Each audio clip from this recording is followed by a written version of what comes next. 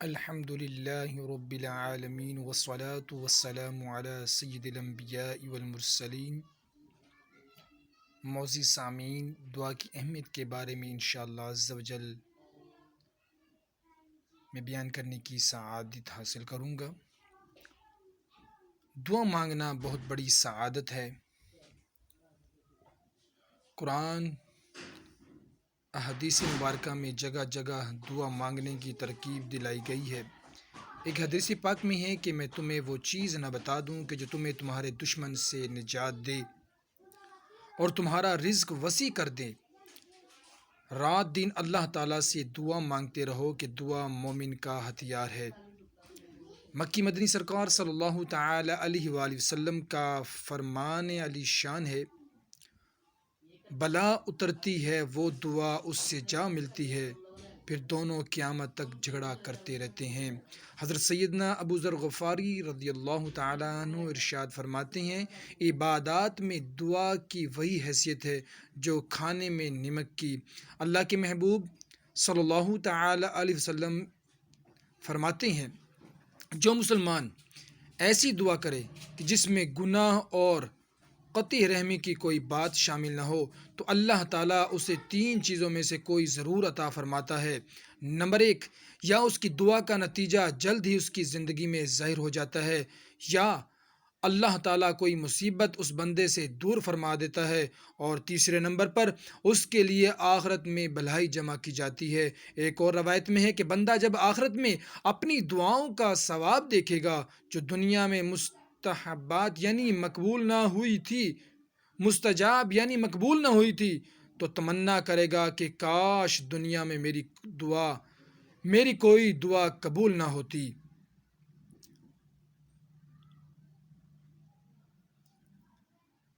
یعفو کے 5 حروف۔ پہلا فائدہ یہ ہے کہ اللہ تعالیٰ کے حکم کی پیروی ہوتی ہے۔ اس کا حکم مجھ سے دعا مانگا کرو، جیسا کہ قرآن پاک میں ارشاد ہوتا ہے، ادعونی استجب لکم، مجھ سے دعا کرو میں قبول کروں گا۔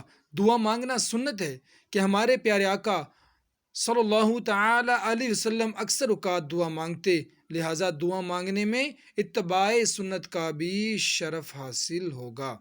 دعا مانگنے میں اطاعت رسول صلی اللہ علیہ وسلم بھی ہے کہ آپ صلی اللہ علیہ وسلم دعا کی اپنے غلاموں کو تاکید فرماتے تھے۔ دعا مانگنے والا عابدوں کے زمرہ یعنی گروہ میں داخل ہوتا ہے۔ دعا بذات خود ایک عبادت بلکہ عبادت کا بھی مغز ہے، جیسا کہ ہمارے آقا صلی اللہ علیہ وسلم کا فرمان علی شان ہے، الدعاء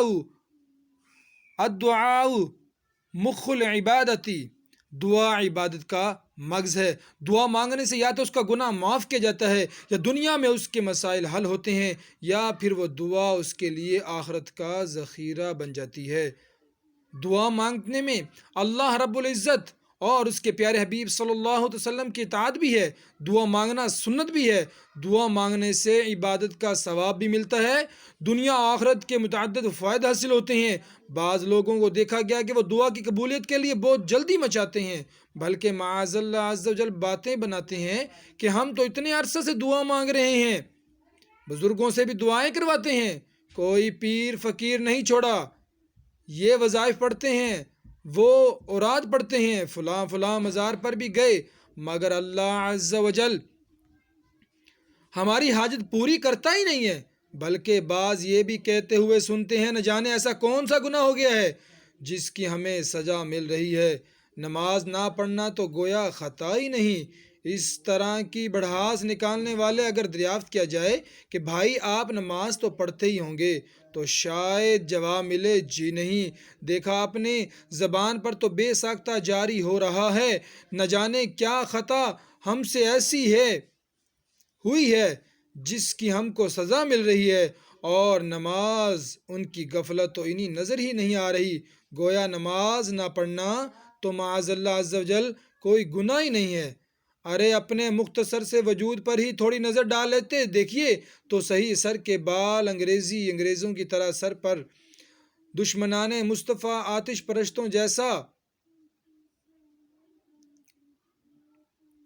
کیا خطا ہم سے ہوئی ہے جس کی ہمیں سزا مل رہی ہے؟ ذرا سوچئے تو صحیح، آپ کا کوئی جگری دوست آپ کو کہیں بار کچھ کام بتائے مگر آپ اس کا کام نہ کریں اور کبھی آپ کو اپنے اسی دوست سے کام پڑ جائے تو ظاہر ہے آپ پہلے ہی سہمے رہیں گے کہ میں نے تو اس کا ایک بھی کام نہیں کیا، اب وہ بھلا میرا کام کیوں کرے گا۔ اگر آپ نے ہمت کر کے بات کر کے بھی دیکھی، واقع اس نے کام نہ بھی کیا ہو، تب بھی آپ شکوہ نہیں کر سکیں گے، کیونکہ آپ نے بھی تو اپنے دوست کا کام نہیں کیا۔ کتنے کتنے کام بتائیں، کیسے کیسے کام جاری فرمائیں، مگر خود ان کے کون سے احکام پر عمل کرتے ہیں۔ غور کرنے پر معلوم ہوا اس کی کئی احکام کی بجا آوری میں نہایت ہی کوتاہ واقعہ ہے۔ امید ہے بات سمجھ میں آ گئی ہوگی۔ خود تو اپنے پروردگار عز و جل کے حکموں پر عمل نہ کریں اور وہ اگر کسی بات یعنی دعا کا اثر ظاہر نہ فرمائے تو شکوہ شکایت لے کر بیٹھ جائیں۔ دیکھیے، آپ کو اگر اپنی کسی جگری دوست کی کوئی بات ٹالتے رہیں تو ہو سکتا ہے کہ وہ آپ سے دوستی ہی ختم کر دے، لیکن اللہ عز و جل بندوں پر کس قدر مہربان ہے کہ لاکھ اس کے فرمان کی خلاف ورزی کریں پھر بھی وہ اپنے بندوں کی فریض سے خارج نہیں کرتا۔ اوقات قبولیت دعا کی تاخیر میں کافی مصلحتیں بھی ہوتی ہیں جو ہماری سمجھ میں نہیں آتی۔ حضور نبی کریم صلی اللہ تعالی وسلم کا فرمان ہے، جب اللہ عز و جل کا کوئی پیارا دعا کرتا ہے تو اللہ تعالی جبریل علیہ السلام سے ارشاد فرماتا ہے، ٹھہرو، ابھی نہ دو تاکہ پھر مانگے کہ مجھ کو اس کی آواز پسند ہے۔ اور جب کوئی فاسق دعا کرتا ہے، فرماتا ہے جبریل علیہ السلام، اس کا کام جلدی کرو تاکہ پھر نہ مانگے کہ مجھ کو اس کی آواز مکروہ یعنی ناپسند ہے۔ اللہ عز و جل کو خواب میں دیکھا۔ حضرت سیدنا یحییٰ بن سعد بن قطان رضی اللہ تعالیٰ عنہ نے اللہ تعالیٰ عز و جل کو خواب میں دیکھا، عرض کی، الہی عز و جل، میں اکثر دعا کرتا ہوں اور تو قبول نہیں فرماتا۔ حکم ہوا، اے یحییٰ، میں تیری آواز کو دوست رکھتا ہوں، اس واسطے تیری دعا کی قبولیت میں تاخیر کرتا ہوں۔ لہٰذا ہمیں بھی اللہ تعالیٰ سے زیادہ دعا کرنی چاہیے اور اچھے طریقے سے کرنی چاہیے۔ دعا کے قبول میں جلدی نہ کریں۔ حدیث شریف میں ہے کہ خدائے تعالیٰ 3 آدمیوں کی دعا قبول نہیں کرتا، ایک وہ کہ گناہ کی دعا مانگے، دوسرا وہ کہ ایسی بات چاہے کہ قطع رحم ہو، تیسرا وہ کہ قبول میں جلدی کرے کہ میں نے دعا مانگی اب تک قبول کیوں نہیں ہوئی۔ اس حدیث شریف میں فرمایا گیا ہے کہ ناجائز کام کی دعا نہ مانگی جائے، وہ قبول نہیں ہوتی، نیز کسی رشتہ دار کا حق ضائع ہوتا ہو ایسی دعا بھی نہ مانگے اور دعا کی قبولیت کے لیے جلدی بھی نہ کریں اور ورنہ دعا قبول نہ کی جائے گی۔ احسن وداع لادب الدعاء پر اعلیٰ حضرت امام اہل سنت مولانا شاہ امام احمد رضا خان علیہ رحمۃ الرحمن نے حاشیہ تحریر فرمایا ہے۔ اس حاشیے میں ایک مقام پر دعا کی قبولیت میں جلدی مچانے والوں کو اپنے مخصوص اور نہایت ہی علمی انداز میں سمجھاتے ہوئے فرماتے ہیں،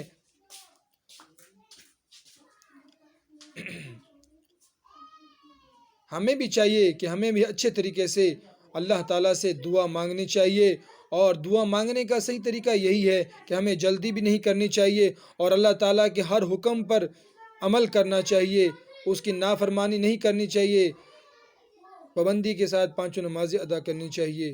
آمین بجاہ النبی الامین۔